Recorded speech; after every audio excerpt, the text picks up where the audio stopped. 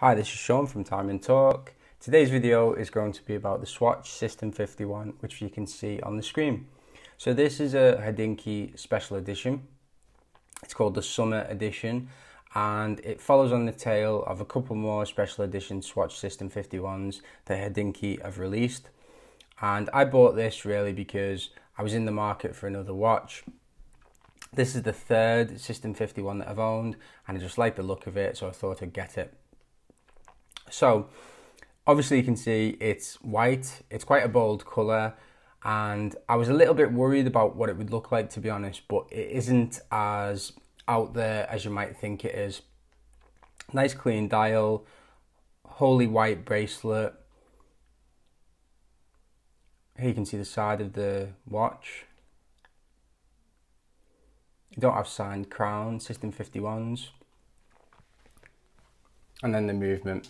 This watch was first released in 2013 and it is wholly machine made. So it's a really interesting watch, a whole new way of kind of looking at automatic watches. I think it's the cheapest Swiss automatic watch that you can buy. And obviously you can understand why if it's machine made, but it's a really cool piece.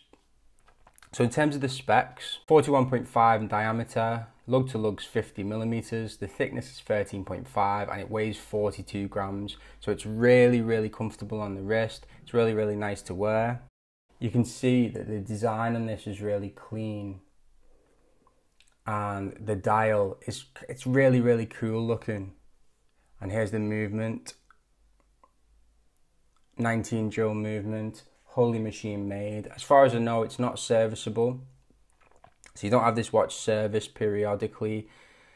I'm not sure if you can have the watch serviced in the sense of you can have the movement taken out and then replaced, but they definitely don't service the movement. So in terms of this watch, in terms of my thoughts of it, I think this is a really good introduction to mechanical Swiss watches, but also for people who are a bit more into the hobby, further in. It's a really cool watch and really interesting conversation piece because, as I've said, it's wholly machine made. It's the cheapest Swiss automatic watch you can buy, but it's also really fun. You know, look at the dial. I think the design is not for everybody in that most of the designs are quite loud and the colours are quite bright. They do make more subdued versions, but they're all basically the same case, and I think they're going for the kind of more quirky aesthetic, if you like, because a lot of these are called irony, you know, the irony range. So they're not going for 100% serious, dressy designs or anything. It's all about fun. Obviously, in terms of some weaknesses, it's not particularly water resistant. You can't service it. It's not going to be a watch that's going to last forever and ever. But, you know, would you expect it to be at this price? And would you really buy a Swatch if that was what you wanted? Also in this video, I'm going to discuss Hodinkee special editions and whether they're worth it and what I think of them, really.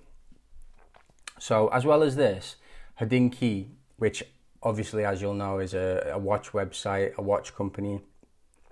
They have partnered with quite a lot of other watch companies to make limited edition, special edition versions.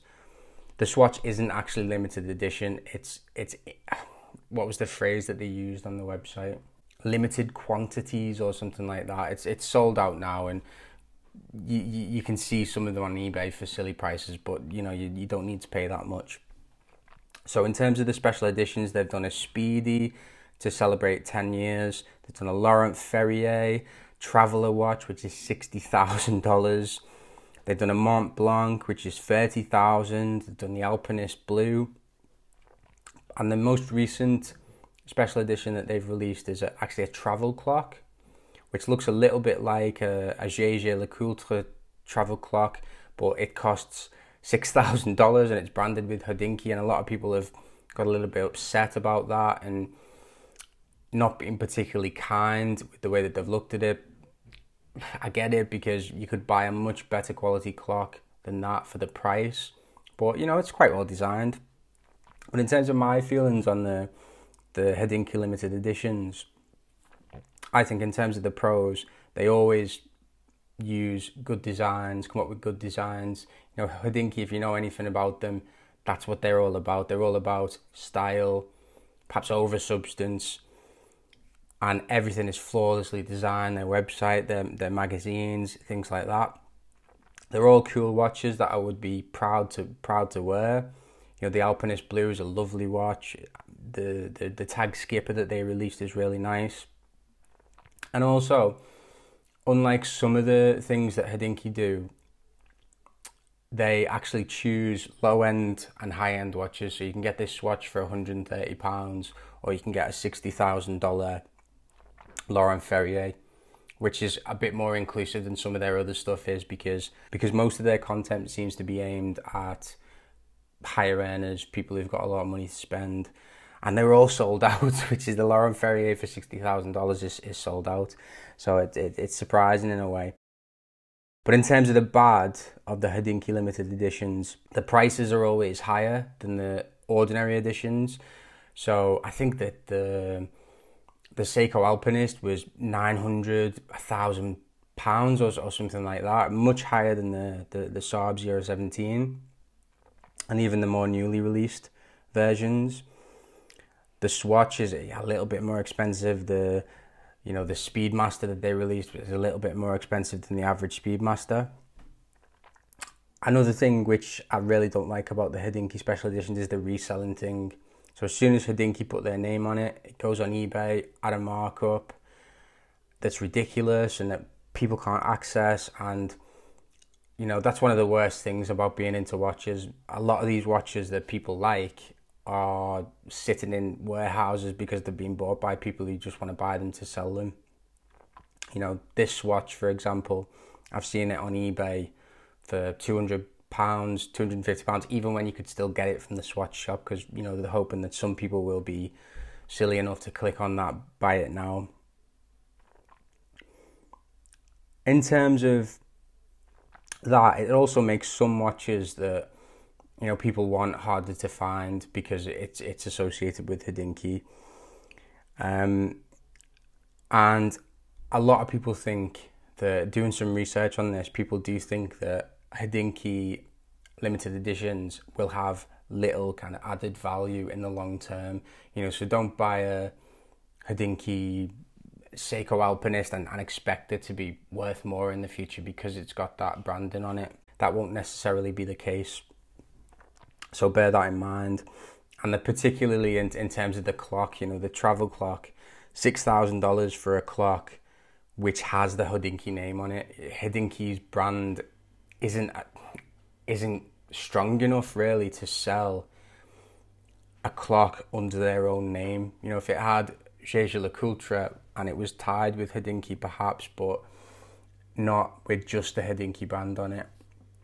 So anyway, yeah, so also you can see a wrist shot here of the Swatch Sistem 51. It wears really well, it really does. I was a little bit concerned about the white, thinking that perhaps it'd be a little bit out there, it wouldn't go with things, but it doesn't feel that way on the wrist. It wears really nicely. As I've said, it's really light, so it's really good for kind of summer, and also you could wear it when exercising because it's really unobtrusive. So thanks for watching. If you like my video, please subscribe. Thanks very much. Bye bye.